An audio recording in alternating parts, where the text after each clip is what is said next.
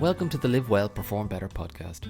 My name is David Duggan and I'm the director of Below the Line, an Irish-based consultancy specialising in helping people, teams and organisations raise their levels of consciousness, inner potential and performance. I am part of a team made up of experts from the worlds of business, elite sport, adventure and health and well-being. We are coaches, mentors and advisors to some of the world's biggest companies and organisations, as well as smaller businesses, entrepreneurs and people looking to make their mark in the world. Our guiding mantra at Below the Line is live well, perform better. What does that mean, you might ask? Good question. Maybe the easiest way to describe it from our perspective is finding the formula that works for you when it comes to things like looking after your physical and mental health, running your business, developing your career, leading your people, or simply being able to show up as brilliantly as possible into your own life, both for yourself and those around you. That's why each week I sit down with a member of our team or an invited guest for a conversation that focuses on the question, what do the words live well, perform better mean to you? This question is a way into exploring with people from a range of different backgrounds, industries and disciplines. What are the practices, techniques, habits or ideas that they use to help them to show up and be at their best in all areas of their lives? Whether that's as CEOs, leaders or managers, or as parents, family members or friends. We keep it short and sweet so that you can extract all the good stuff and get on with the rest of your day and hopefully put some of our knowledge, experience and expertise into play for yourself. This week I'm delighted to be joined by another very special guest, Jackie Das.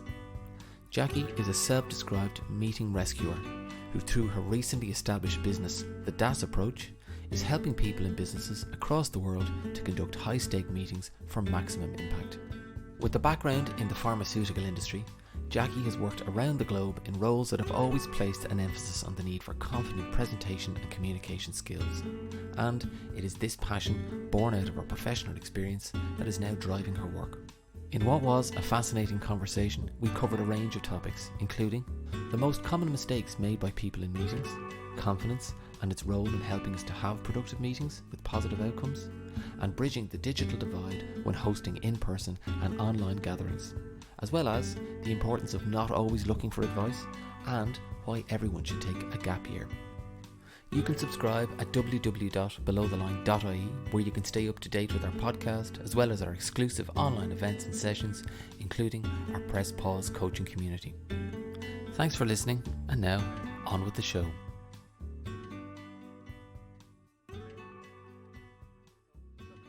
By first of all saying, Jackie, thanks a million for being a guest on the podcast and for giving me your time.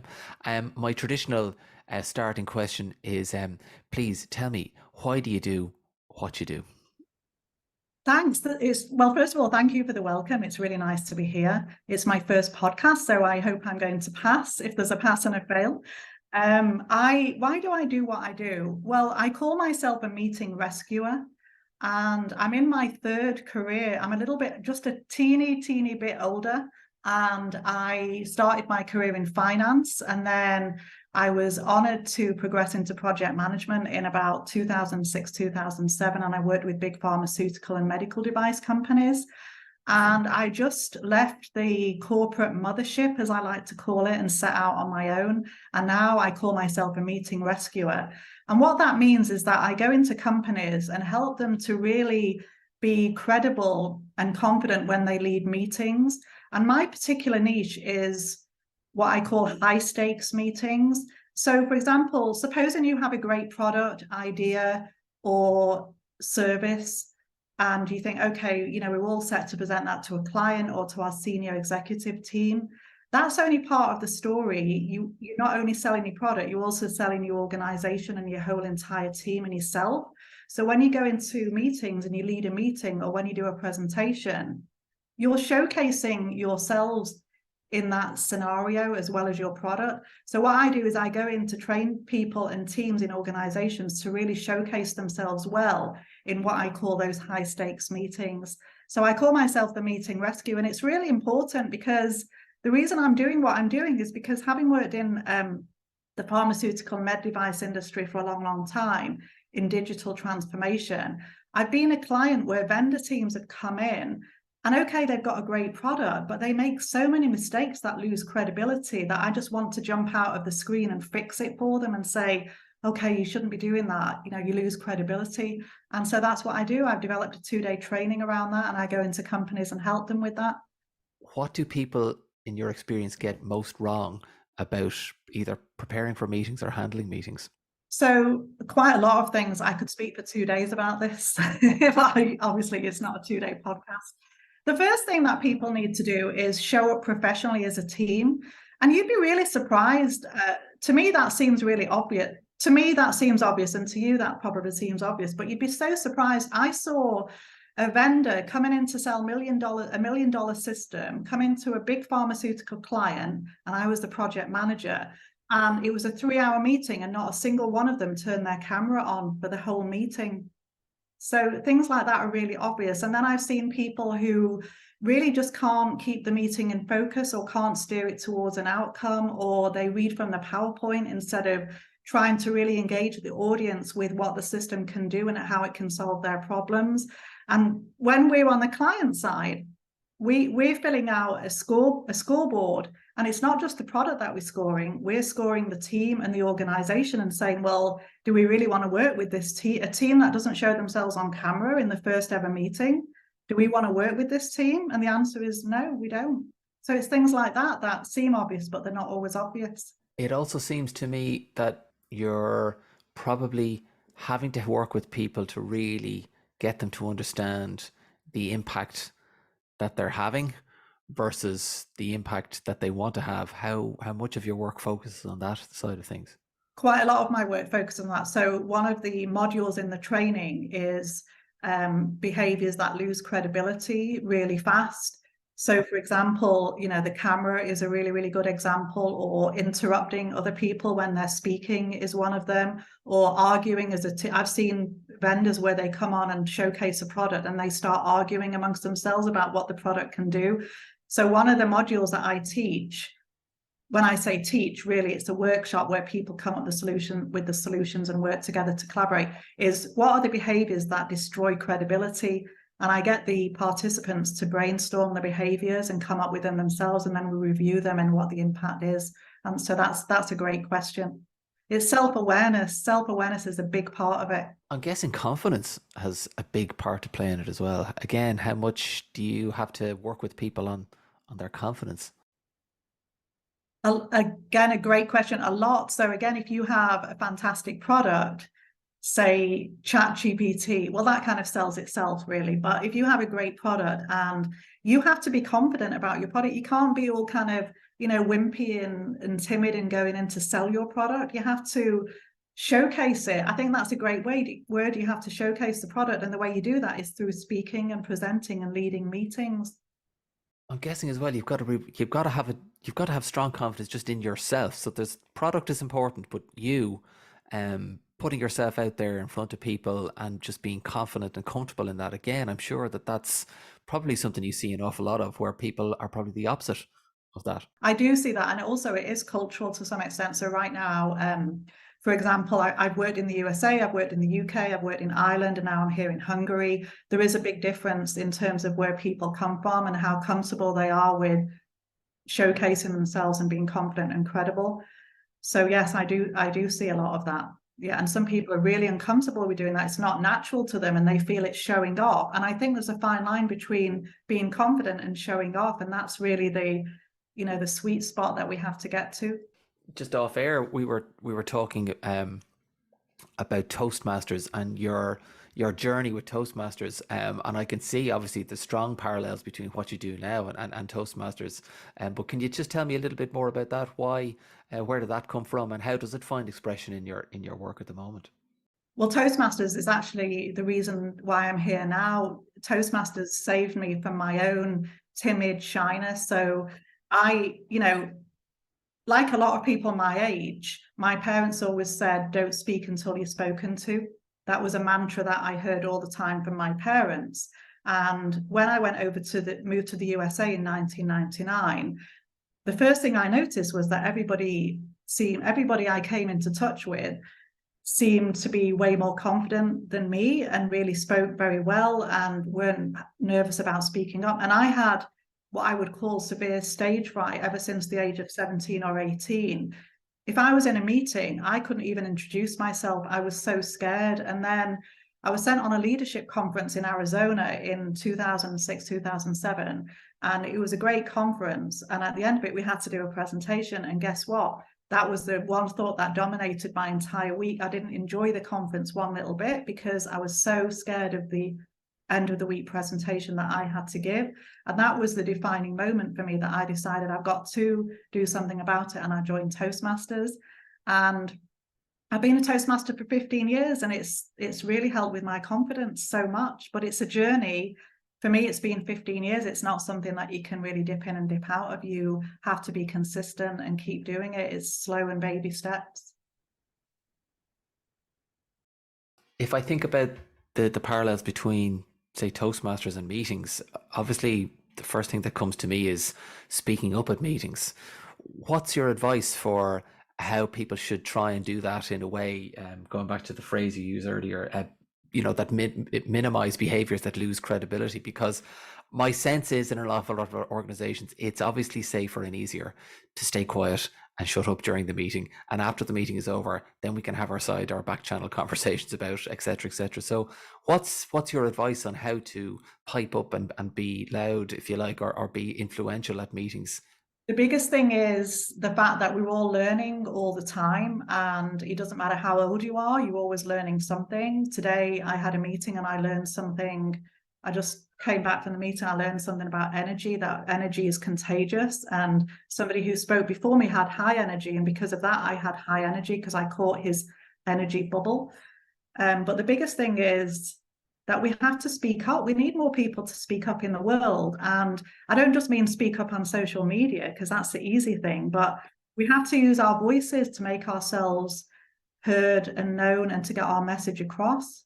And the human side is really, really important. Even though AI is becoming more and more a part of our worlds now, we have to use our voices. So that's really what I've learned from Toastmasters, as well as being a great community of people. I love that role, if you like, the meeting cynic. There's obviously a meeting leader. Are there other characters that you come across or that you help people identify in your work? My advice would be that it's really up to the meeting leader to create the environment and the safe space. So it's really an emotional intelligence thing. So if I'm going in to lead a meeting, what I would want to do is make sure that people have that safe space to speak up. So that means if they're interrupted, I would step in and say, please let this person finish what they're saying. Or if somebody's attacking their idea as the meeting cynic, that's what I call the meeting cynic, then, just give them the safe space. And there are really simple techniques to get people to speak up. And one of them is called the silent technique. I call it the silent technique. So if you say, David, you go into a meeting and you say, you know what, I want everyone's ideas on how we double the size of our business in the next 2 years. And you go into a meeting with 10 people, so maybe you get 2 people speaking up and everyone else is quiet. What you can do is put that idea out there. I want everyone's ideas on how we double our turnover, and then give them 10 minutes to work in total silence. So no one's piping in, no one's interrupting, everyone is quiet. And then say, okay, let's put all our ideas on the board, or if you're on a remote call using a tool like Miro. So that's the way of getting everybody's ideas out, because some people don't like to speak as well. So, but you still want them to contribute. So really, to me, it's down to the meeting leader and the facilitator to be aware of what's going on in a meeting. And it's all down to active listening as well. You already alluded to this, the idea of the leader trying to create the right type of environment that will enable that silent majority to feel more able to speak up. And you're right, it's not just raise your voice, but use some techniques that will help people just step into the meeting a little bit more, it seems. There are, and I'm doing a video series on this on LinkedIn, so I'm just going to put that out there. I do a 1-minute video, and tomorrow is going to be the meeting cynic. So there's the interrupter, there's the person who talks over people, there's the interrupter, there's the hijacker. So the hijacker is the person who you've got your own agenda, Dave, for the meeting, and then Alan from sales comes in and he says, oh, let's take this down a different path. So how do you handle those personalities. And that all comes back to what you were saying before. It comes down to confidence. How many meetings have you been into where the leader suddenly has lost control? So you have to keep control, and you have to speak up and say, okay, well, let's put that on the parking lot. That's not on the agenda, but maybe we can discuss it at the end. There are lots of characters: the hijacker, the interrupter, the cynic, the vocal few, the show off, the person with their own agenda. There are so many, and I'm doing a whole series of videos on this. You already alluded to this, the idea of the leader trying to create the right type of environment that will enable that silent majority to feel more able to speak up. And you're right, it's not just raise your voice, but use some techniques that will help people just step into the meeting a little bit more, it seems. Yeah, and you can also use things, if it's a remote meeting, you can also use the chat or something like a Miro board to get people to contribute if they don't want to speak up, but they still want to get their idea across. So there are lots of little simple things that you can do to get everyone's contribution, because as you alluded to earlier, the worst thing is when a meeting is held and you've got agreement and then everyone goes out, and some people start having what I call the after party meeting, where they're like, okay, the party's over, now let's have the after party. This is what we really should have done in the meeting. If I branch out a little bit more broadly, just to ask you about our strap line in Below the Line, which is live well and perform better. I always ask my guests just for their take on what that means to them. So please tell me, what does that mean to you? Okay, and I've got some notes here that I'm going to have to, because I did some preparation. Yeah, so for me, and this is all personal to everybody, so this is really, really personal to me. So I've got, the usual things like diet and all that kind of stuff. We could reel those off, and I'm sure lots of people would say that. But for me, it's community. Find a community that inspires you, that are like-minded people. And whatever community that is, it could be knitting, it could be crocheting, it could be Toastmasters, it could be church. Just find a community that you feel really comfortable in, that really lifts you up. I think that's very important.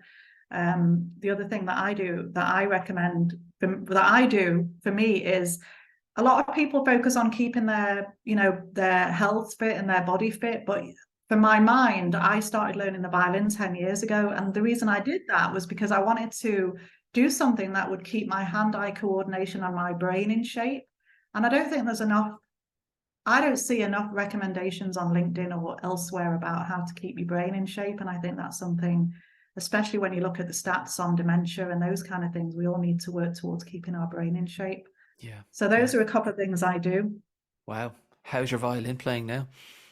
I need to get to Ireland, because the music I play is Irish music. Oh, wow. And I need to get to Ireland. So it's doing pretty well. I try to do like 20 minutes a day. I need to get out and do a little bit more. It's like everything, finding the time, but it's not too bad. And it keeps my brain engaged, and hand-eye coordination and all of that important stuff.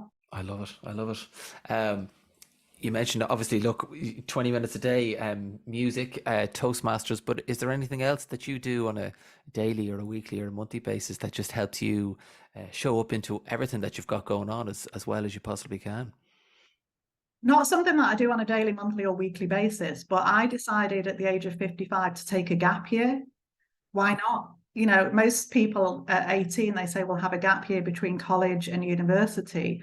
I decided, why can't I have a gap year at my age? And I was living in Phoenix, Arizona, and I just really grew tired of the corporate world. I felt burned out, and I just engineered it so that I could have a gap year. And I came all the way to Budapest, and that's a whole other story.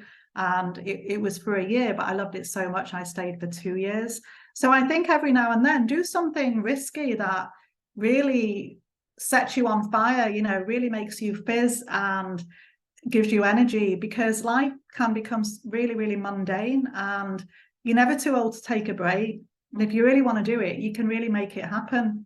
And I made it happen. And I'm not a millionaire by any stretch of the imagination, but I made it happen. I'm really proud of myself for doing that. Just come into a different culture, walking into a city with no friends, just a couple of suitcases, nowhere to live. I didn't know the language. What that does for your brain and your mentality is unbelievable. So I recommend everyone should take a gap year, whether you're 18 or 85, take that gap year. Fantastic. What an answer. And I guess to add to that as well, obviously, you're now an entrepreneur. You set up your own business. So I guess the gap year has kind of maybe it sparked a complete life shift in many ways.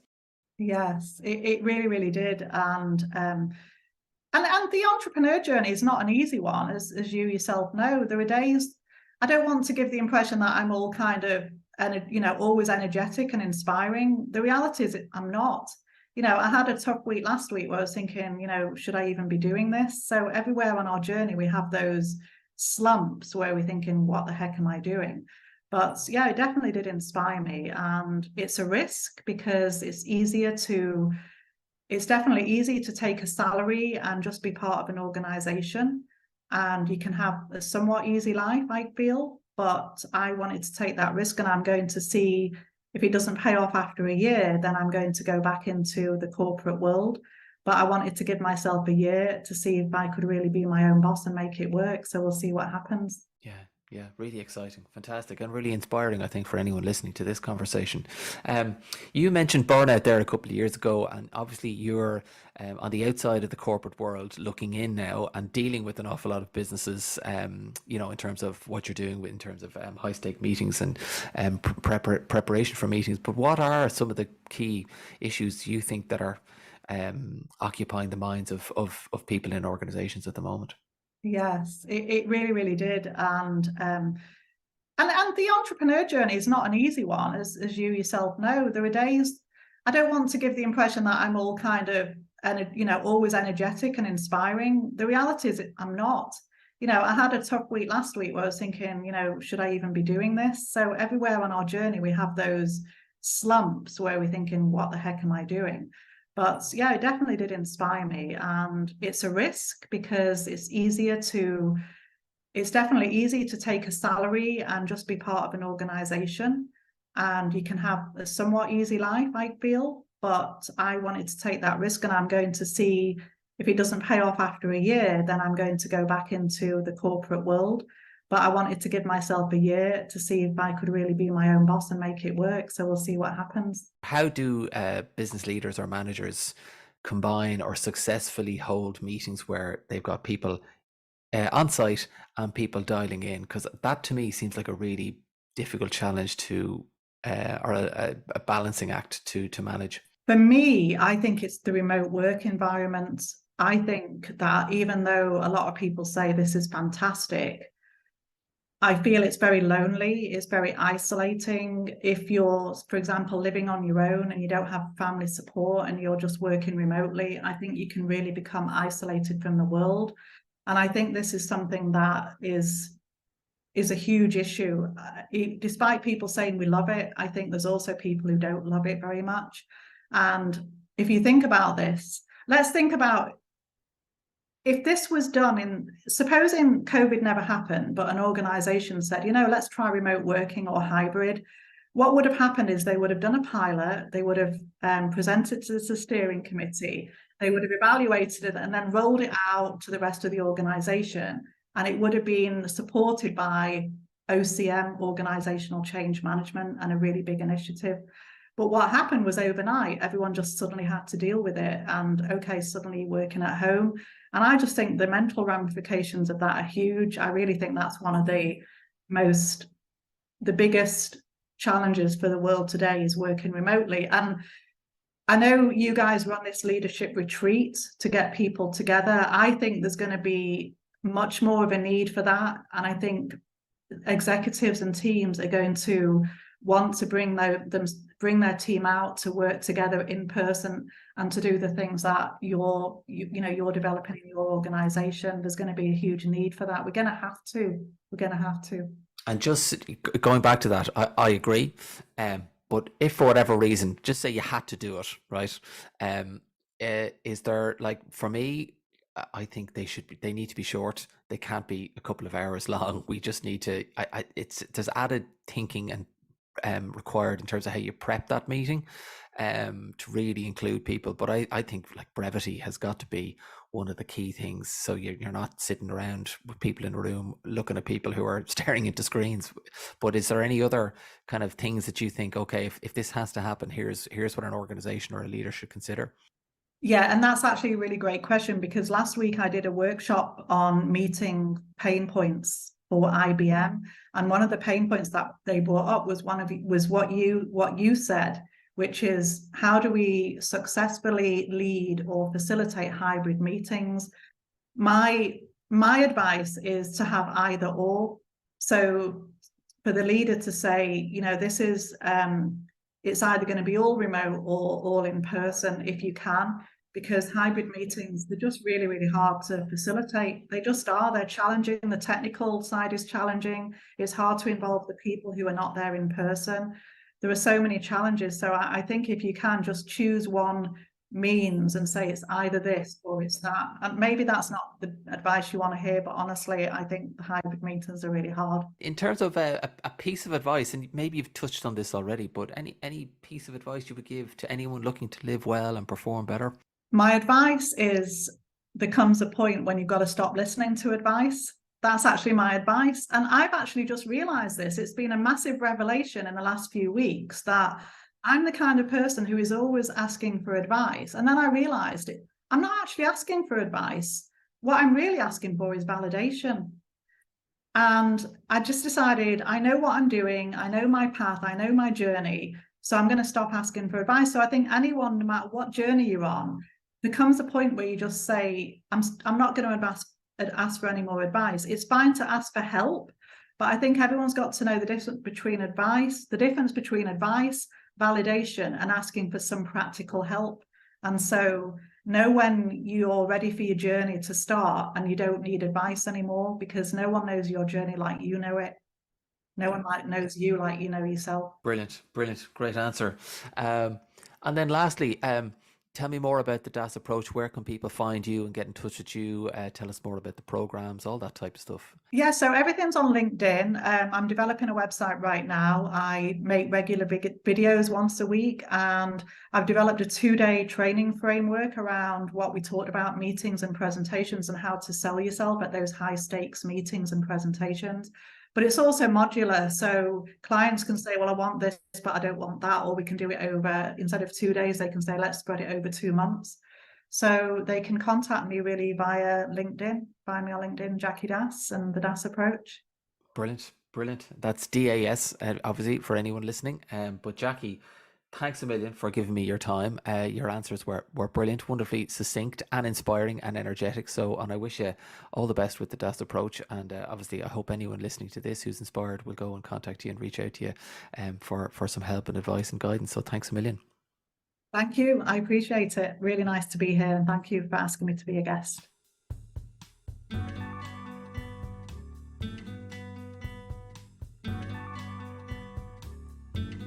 Thank you so much for listening to this week's conversation. We hope you enjoyed it.